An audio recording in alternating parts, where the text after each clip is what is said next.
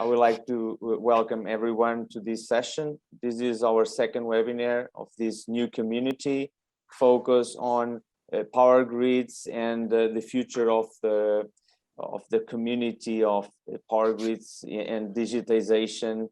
And I would like to go to the next slide.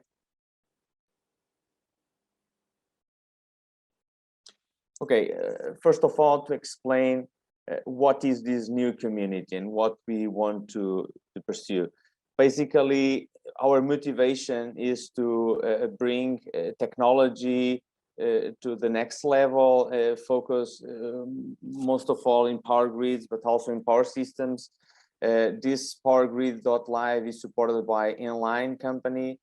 We are a digital company based in Portugal with offices in Brazil, Germany, and Peru.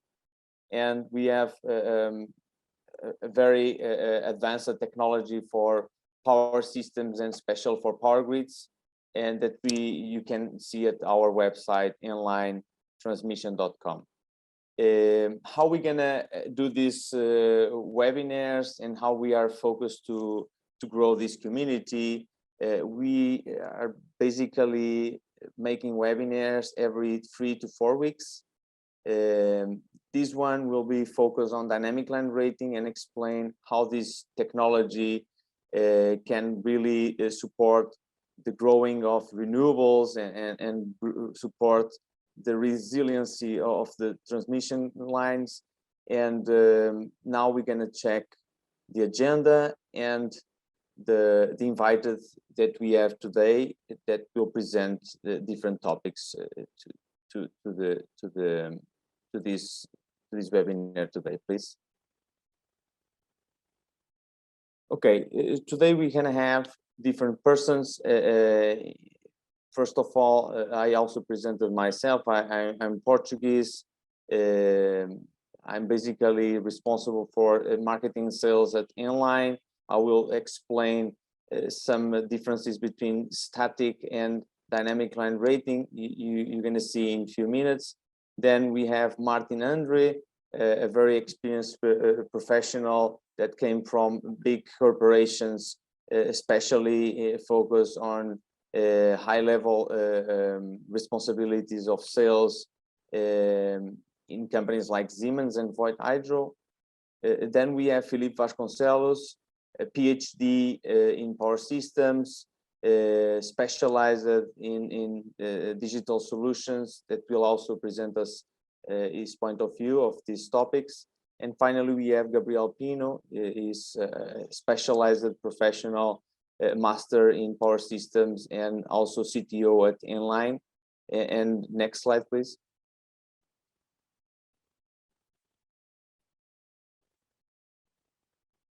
Okay, about the agenda for today, the welcome introduction was done, and then I will spend some minutes talking and presenting the basic principles about static line rating and dynamic line rating. Then we're gonna explore this expansion of the transmission grid capacity using dynamic line rating. Then we go to the key factors to enable deployment of these technologies. We're going to explore some case studies developed by Enline with the sensorless digital twin technology. And finally, we have 15 minutes for question and answers. And this is the agenda for today. Next, please. Okay, to introduce what is static line rating and dynamic line rating. Static line rating is a basic principle that we use since the beginning of power grids more than 1 year ago, where we use the static weather conditions and we define since the design stage what are the worst scenarios to operate a certain line in a certain location in the world. This means that when we design a transmission line, we need to calculate all the variables in order to assure that we are not creating critical scenarios, like, for example, the distance of the conductor to the ground that cannot be so close because we can have electrical discharges and some important accidents. Second, we need to evaluate the elastic and plastic resistance and deformation of these conductors. We also need to check what is the maximum temperature of the conductor, and all these conditions are dependent on the temperature of the conductor, which is directly related with the ampacity of that transmission line. With this, we basically have been using since the beginning of transmission lines static atmospheric conditions to calculate these worst scenarios. And this is basically based in the deterministic and probabilistic methods, where we have a certain transmission line designed to be prepared to the worst scenario. Now, the question is, how probable is to have this worst scenario? Is 0.1% a year? Is 1%? Is how much? We know that the probability to have the worst scenario is very low. And this new approach to the dynamic line rating gives us the capacity and opportunity to get extra power in these transmission lines. And why? Because the electrical parameters that we are considering are limited to these static atmospheric conditions. But if we give an opportunity of forecasting of these weather variables like air temperature and especially winds, we know that these two specific weather variables can really help to reduce temperatures along the conductors. And this new dynamic approach in each part, in each span of the transmission line, with a very detailed approach. In the case of Enline, using a digital twin without need of sensors, that is extremely innovative, give us an opportunity to go further in terms of maximum capacity in these transmission lines. Before I give the word to my friend Martin Andre, I would like to say that this new approach is critical and is strategic to be able to incorporate the new capacity of renewables and the new step of electrification of the society is really crucial to be prepared for this. The only way to make this possible without starting building transmission lines everywhere is to change from the static approach to a dynamic approach that is, first of all, safe, reliable, and give us the opportunity to give more capacity to these transmission lines and solve congestion issues in our grids. Thank you very much. I invite Mr. Martin Andre to the next slide. Hello, good morning, and also good afternoon from my side. The next slide, please. Before I come to the DLR, I would like to start to talk a little bit about our grids. Our transmission and distribution grids, which are under a very strong challenge, basically in all countries of the world. We have the climate change, which leads to decarbonization measures worldwide, which on the other side then leads to massive increase in renewables in solar and wind. And this in the next level then is increasing the load on transmission systems, distribution systems. Then additional, we are now facing growing energy loads by electrical cars, and also change in heating technologies like these heat pump systems, which is especially pushed in the European Union. And all these effects taken together are boosting the factors for a growing demand on the energy and for expanding more and more the transmission grid capacities and flexibilities. So therefore, the current trend in the energy and power systems industry is to implement important grid enhancing technologies to avoid or to minimize the following situations. First of all, tackle congestion situations in the grid and also reduce, and this is important, the management cost, which is immense in a grid for, let's say, mastering the congestion situation. We have to secure the N-1 regulations, and also we are forced to keep the thermal and sag limits of the cables of a transmission line or a distribution line, especially under adverse weather conditions in hot summers, etc. And one of the most important elements of all these grid enhancing technologies is DLR.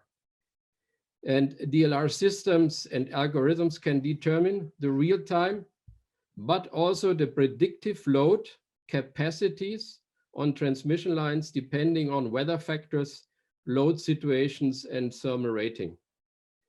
So that means what is now to be considered for the operation of a DLR system.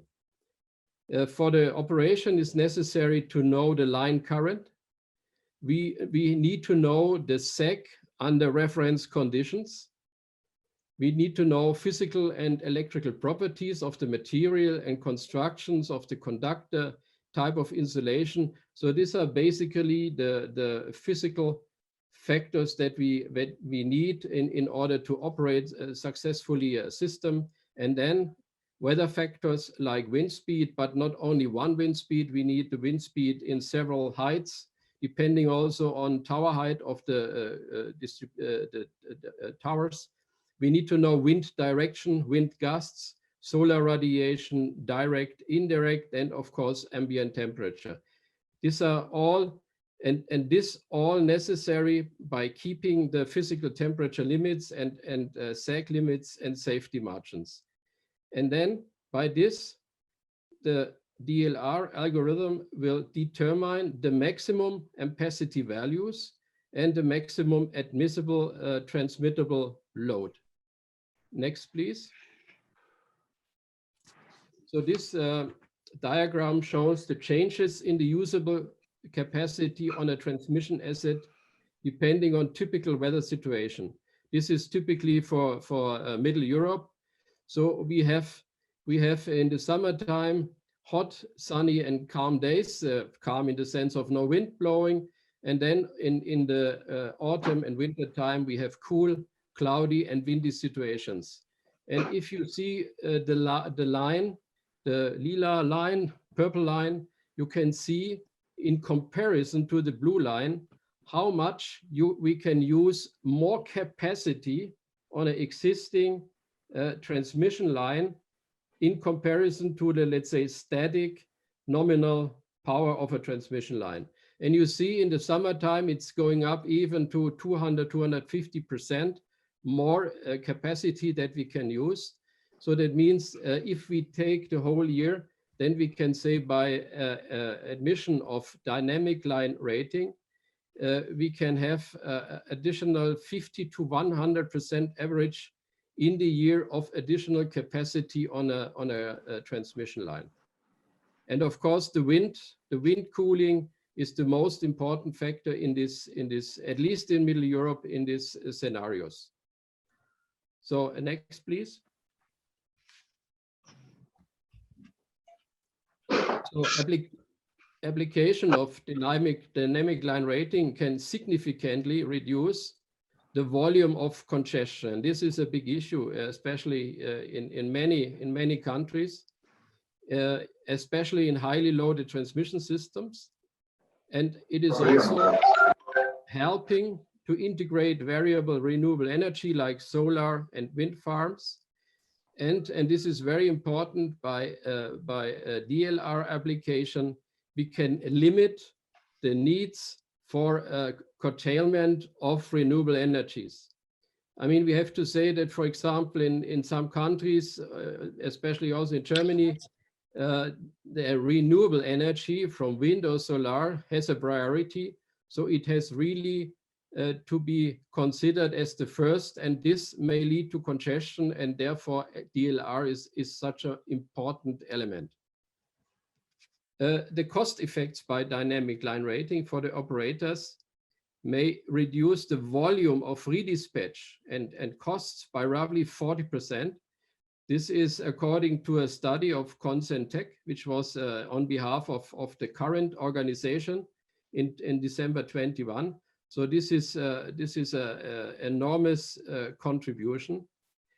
And on the other side, by using dynamic line rating, we can investments in new lines or capacity increasing measures on increasing lines can be delayed or even are not necessary, because we can use the additional capacity by weather-driven operation. I would like to conclude my part with some benefits of the dynamic line rating.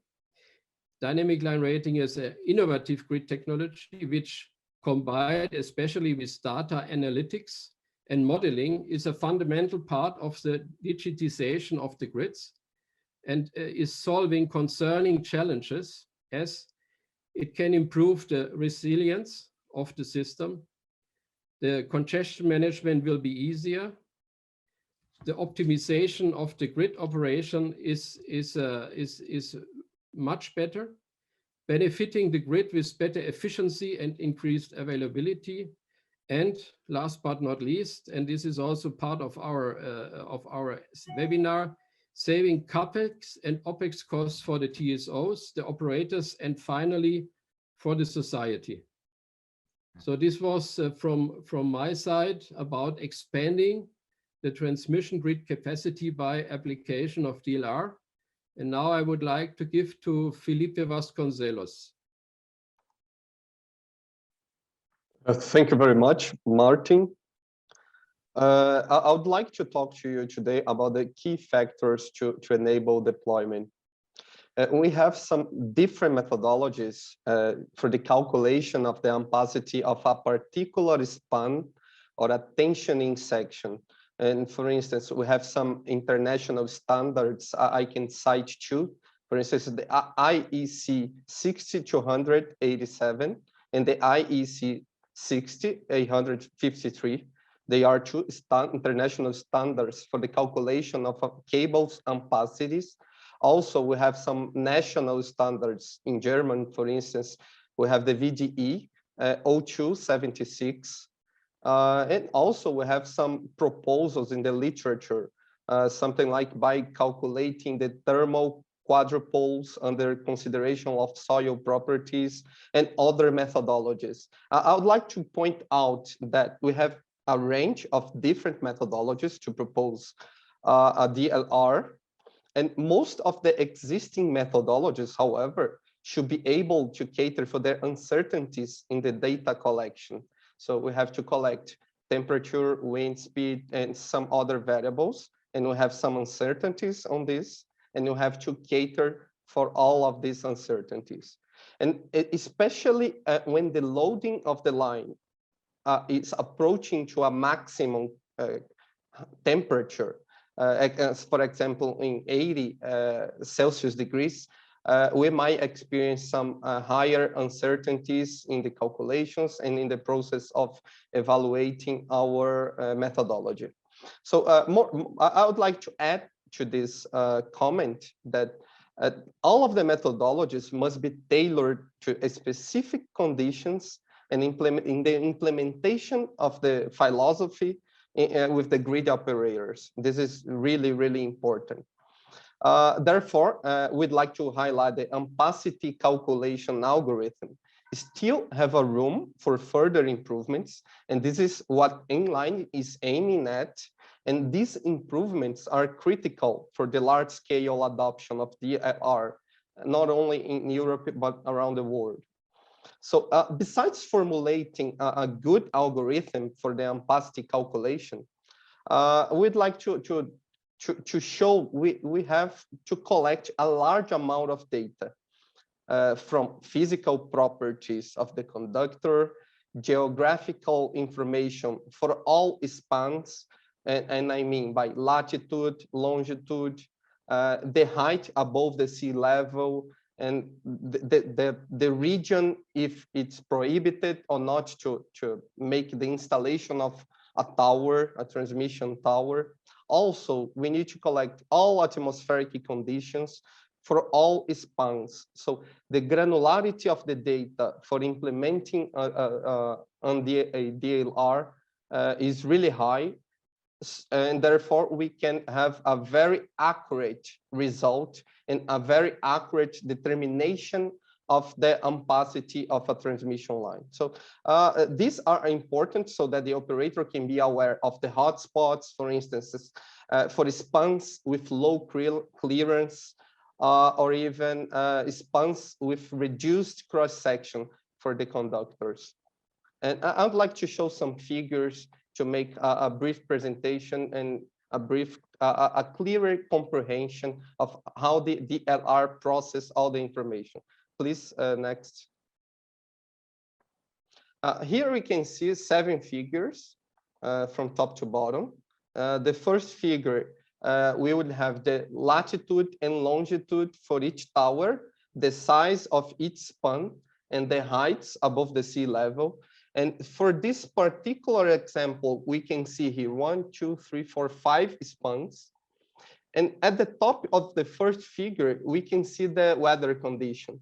So the first one, a partially cloud condition, then a cloud condition, then a rainy condition, then sunny, cloudy, partially cloudy, and rainy. So in just one transmission line, depending of the length of this transmission line, we have different weather conditions. And for these weather conditions, we have some variables. The second figure, we can see the ambient temperature. Also, in the third figure, the wind speed. In the fourth figure, the solar radiation. And in the fifth figure, we have the conductor temperature. So let's see here.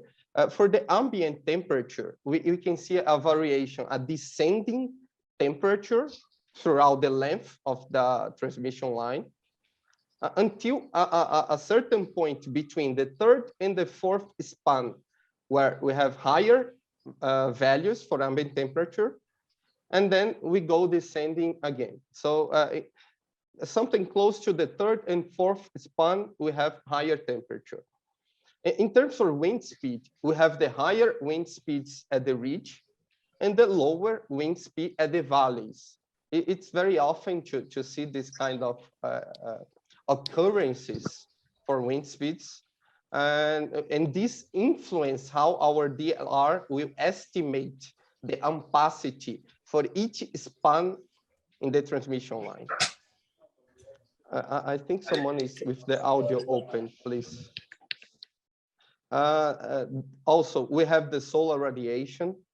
We have the higher values in the same place between the third and the fourth span.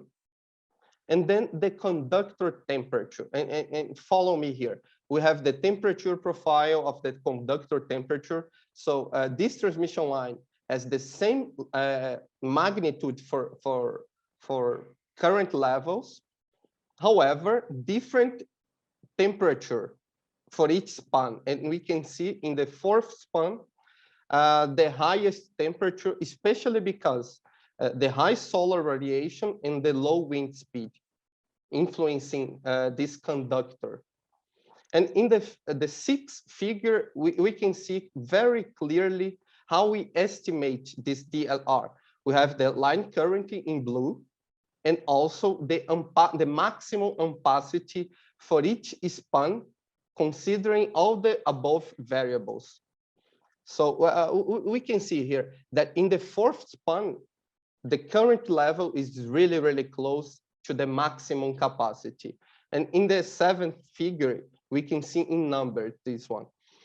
So for the first span, we have 43% of the ampacity level, while in the fourth span, we have a limit up to 92%.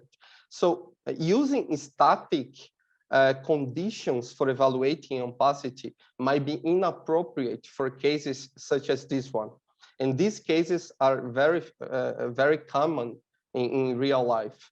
And Enline is providing solutions to analyze the opacity levels in very small portions inside one single span for evaluating the maximum capacity for power transfer in a transmission line. And now I would like to invite my next colleague to explain and to present to you some case studies. Thank you very much.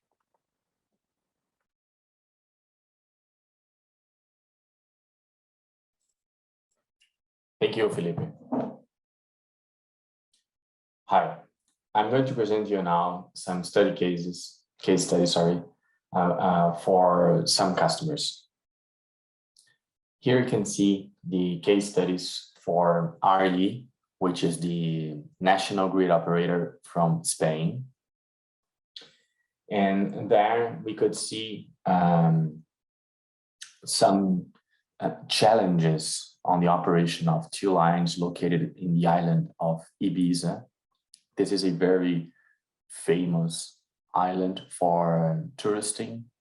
That's why in the summer season, the quantity of people, the amount of load required in these islands is much, much higher than the winter season. That's why they need to know how loaded their lines are. So the identification of the maximum load available to dispatch in these lines is really important to them. So that's the relevance of these application. In this case, we have identified some interesting values for these two lines, especially when the dynamic line capacity was lower than the rated capacity in the summer season in a certain moment of the year where we had higher air temperatures, low wind speed, high diffuse and direct solar radiation. The combination of these weather variables led to a lower dynamic line capacities of these lines.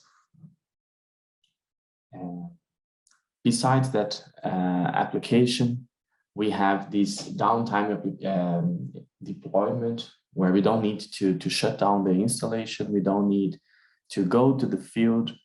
We just need to get info from the substations, data from the line to interpret and start to providing data throughout our platform. Please, next one. Okay, we also have here a case study from UTE, which is the national grid operator from Uruguay. And here we, besides the application of the dynamic line reading, we are also modeling the electrical behavior of the line along the line in real time and predictive. And this is a much more complex installation than the last one I presented.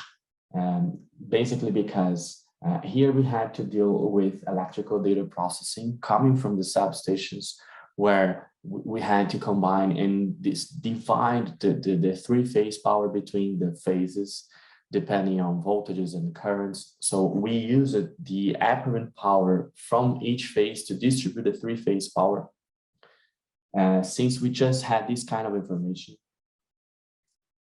This is a very old installation, more than 40 years old. So we had to consider that one circuit was refurbished and the other one was new. Which kind of parameters should we differentiate the new one to the refurbished one? And this will lead to higher losses in the old one than the new one. This was also a double circuit, so we had to consider, for example, the inductive and the capacitive coupling between the two circuits. This would lead to voltage induction in one circuit, even if the other one was shut down. And this kind of approach was a challenge to the operation, to the modeling, especially because this is a longer line, more than 100 kilometers. So we could see that the voltage profile, the temperature profile, changed a lot along the distance.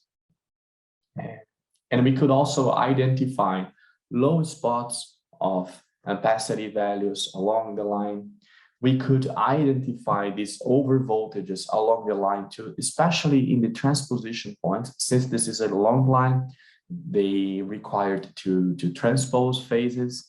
And in the transposition points, spots, we could see over voltages, over temperatures, and even an increase in currents. Okay, very well. And knowing the dynamic line rating, we could push more power and increase the transmitted capacity. And also for a longer line, we could identify some micro weather situations. So in this 114 kilometers of installation, we could see that some areas, some specific regions of the line had a micro weather with a higher air temperature and lower wind. So in these spots, we could see in a daily basis, a lower ampacity. Okay, next one, please. Very well. And for this case in Las Bambas, this is a transmission line located in Peru. We are evaluating what is the dynamic line rating along these lines. This is even more complex than the last one because this is also a double circuit with a higher voltage. So in this case, we had to consider the corona effect. We applied very long time interval from weather time series to evaluate on average what is the dynamic capacity of this line. And we are also providing some engineering studies to evaluate tower geometry, tower silhouettes, type of cables, number of cables per phases, the distance between cables to optimize the basic concept of this design for a refurbishment. We are also identifying where the spans are sagging too much, where we have more losses. Is it worth it to change the type of cables along the line to prevent overheating or having more losses along the line? So in this case, we studied several scenarios to increase the operation in a daily basis and also decrease losses. Differently from the other ones, this is a private line. So the amount of losses here is really important. So the customer should receive the maximum active power as possible from the other side. So the efficiency of this installation is in top priority because there is a financial benefit here. Next one, please. Okay, and there is also a case study in Paracatu. This is also a private line located in Brazil. And this line was connecting an existing solar farm, and the operator of the solar farm was willing to expand the installation to install more solar panels. And then comes the question, what is really the maximum capacity of this line? Can I increase the amount of solar panels without overloading this line? And this overload depends on the dynamic line rating. So we also requested long intervals of weather series to analyze what is the behavior of this line, but not just on the thermal approach. We also had to evaluate all the other energy quality criteria in this case. We had to evaluate mechanical criteria, thermal criteria align the dynamic line rating, but also the electrical criteria. So the amount of reactive power, even capacity or inductive reactive power, losses, and the components of zero and negative sequences from the three-phase phasors in the other side of the line. So we evaluated the amount of apparent power, complex apparent power that this line could push along the time. And then knowing the probability to overload the line, depending on the weather, the customer decided what would be the best approach to increase the amount of solar panels to load more the line with a minimal risk to overload. Please, next one. Okay. Solana is a solar farm located in Arizona, United States. And they have a very large solar farm there, 350 megawatts. They are directly connected to the state grid of Arizona. This is a 31 kilometers line. There we have the dynamic line rating and the monitoring system, especially for the line applied.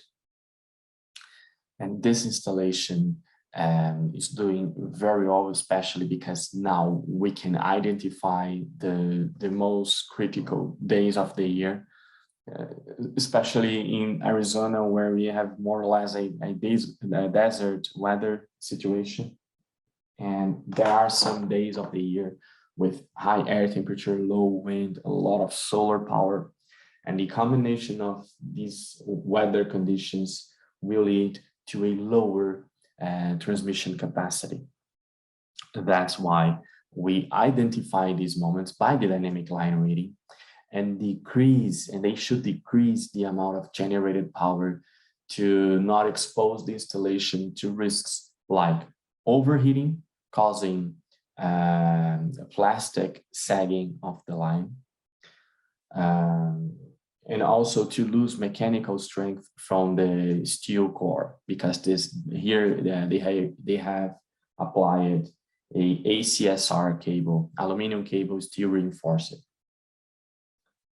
And for the EPO, just a brief comment, since we have access to active and reactive power controls from the inverters, we can understand and we can make an interpretation of the behavior of transformers, lines, reactors to push the optimal power throughout the system.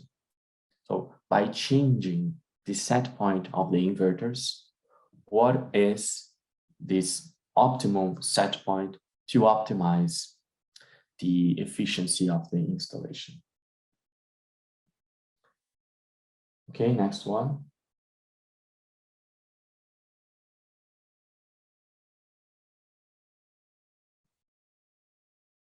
Okay, and we are done. Please, Manuel. Okay, thank you very much, Gabriel. Great presentation, great case studies. Here is a overview of references that Enline is developing around the world. Many of them are using dynamic line rating as also monitoring system, power optimization, engineering optimization, and other technologies like vegetation management and wildfire prevention. If you want to know more, you can go to our website and you have some details more, and any question you can also get our email and contact us directly. Please, next slide. Now we have questions and answers. We are just in time. Next slide, please. Manuel, I'm just have 2 seconds to finish to set up the questions that we had along the webinar. Just a few seconds, please. Yeah, no problem. I can give a quick overview here in this map. Currently, we have offices, headquarters in Portugal. We have a sales and technical development office in São Paulo, in Brazil. And we have 2 sales offices in Lima, Peru, where I'm exactly in this moment. From Lima in Peru, we take care for all Americas. Brazil is basically covering the Brazilian market, and the Portuguese office is taking care of Iberia and Africa, and the German office is taking care of Europe, Asia, Middle East, and Pacific Oceania. Currently, we have many activities in the sales, and if you have any interest, you are invited to get more information at our website. Now we go to the question and answers. Bruno will make this happen. If you cannot go to the slide, I have the questions here. I can start reading. Okay, Bruno? Okay. Okay. Okay, I have several questions. First question I have here is, what is the source of weather data? I invite Gabriel Pino to answer this first question. What is the source of weather data? Very nice. About the source of weather data, this is evaluated case per case. Some customers prefer to use their own weather stations. So we just read the outputs of these weather stations, and then we process this information to model the dynamic line rating of their specific installations. We just request that the weather stations be located very close to the towers to avoid influences of the terrain, even the towers itself. And there are also other cases where we consume directly data from weather data providers. These are top quality providers located in Germany, Switzerland, Austria. And these weather data providers, they have very advanced models that consider radars, satellites, weather stations, and many different sources of weather stations along the world. And they process this, a global model, so they can precisely identify the weather scenario with a very fine granularity along the time and also along the distance. Some of these providers have a resolution of 50 meters. So every 50 per 50 pixel of the surface of the Earth, we are going to get a different weather situation. We also combine the outputs of different providers to evaluate any disparity or compare these to weather stations. Or a third option here would be to apply the data from national weather data providers if the customer sets this up. So we are very flexible on requesting and processing this information depending on the customer's request. Great. Thank you very much. Next question is, can this technology be applied to distribution lines? Okay. About the distribution lines, this is totally capable. The application of the dynamic line rating depends on the position and the length of the lines. So it doesn't matter if this is a high voltage or a medium voltage distribution line. It doesn't matter. We just need to know the position of each tower, how they are connected, what are the connecting substations, and then we can finally provide the dynamic line rating. Very well. Thank you very much. How long does it take to install this technology? I can answer this one. Basically, it will depend in the technology because there are different suppliers for dynamic line rating. The traditional, let's call traditional and most state-of-art technologies, they use cable sensors. This means that they need to implement cable sensors in each phase conductor, and usually you need to go almost each span, and this means that you need to go to the field, you need to bring the hardware and sensors, and this is a quite a challenging and long process, and most of all expensive, no?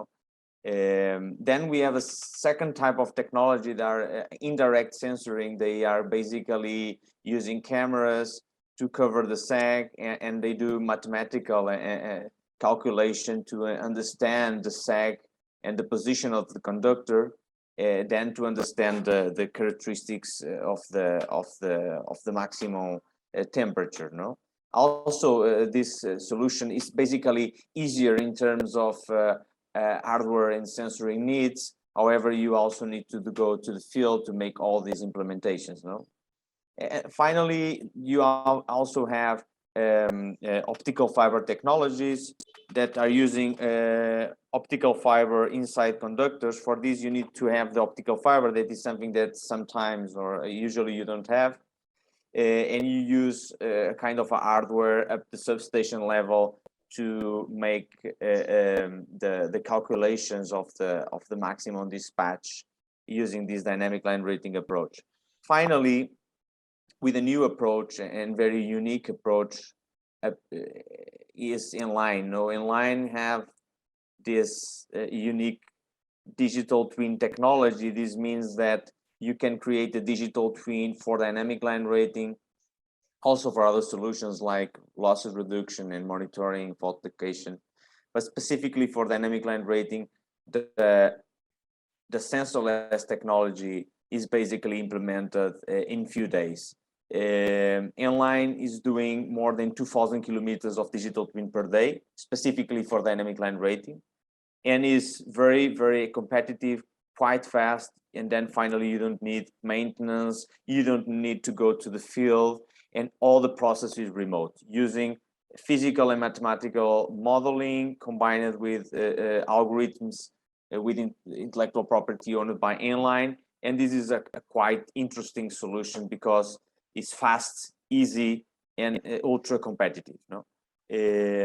About how long does it take? Finally, the answer is depending of the technology you choose. Can take few days or can take few months or even years, depending of the length of each transmission line. Next one, it is necessary to implement sensors. How is the transfer done for the dynamic line rating? I think I already answered this one. How forecasting additional capacity is working? Okay, very well. I invite Felipe Vasconcelos or Gabriel, who wants to answer this. How forecasting additional capacity is working? Okay. So nowadays, our solution is including a very high data granularity, as Gabriel has mentioned, in terms of tens up to 100 meters long. So for each span between two towers, we have a very high granularity, identifying every little small piece of transmission line, how it's working, the ampacity, and we can forecast this for a whole day if we have all of those data. So we can have all the ambient temperature, wind speed, and other variables. Also, how the line current will flow throughout the day, and we can forecast for the next day, next week, next year, whatever,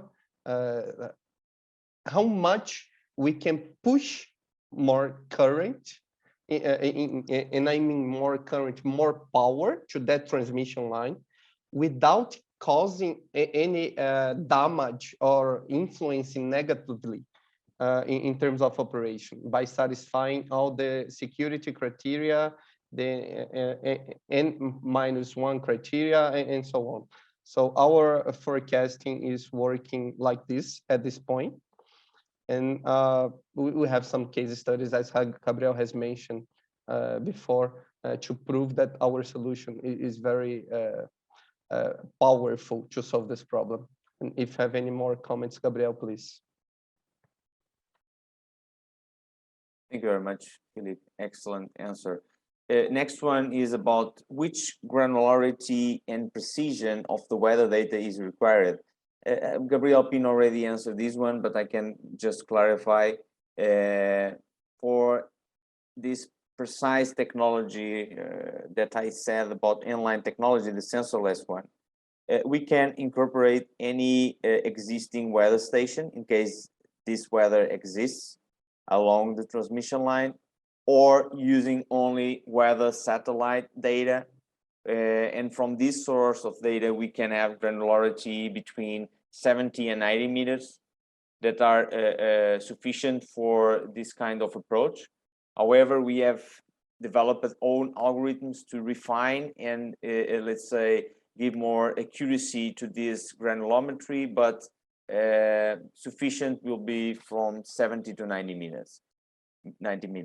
The next one, what does Enline mean when they talk about sensorless? How to prove that not having sensor will represent the field reality?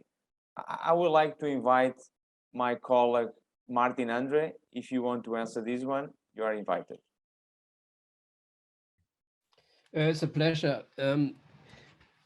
I mean, this question is a very important question, and many of our customers are let's say, discussing about this. So therefore, we made tests with a customer in Europe, comparing the results of the dynamic line rating in terms of cable temperature and also in terms of sag. This customer has field measurements on the cable temperature by a monitoring system and also the sag, and also he has a weather station, let's say individual weather station. As we explained, we are getting the weather data from weather providers, and then he made a comparison about these two values, and it proved that the deviation between the results of the digital twin measurement and the field measurement was maximum 5%. So this was considered as an extremely good result.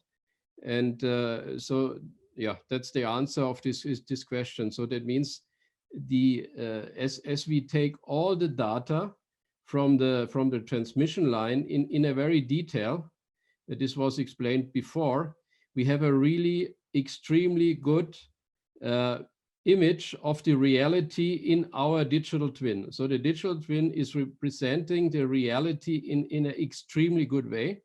And this explains these deviations.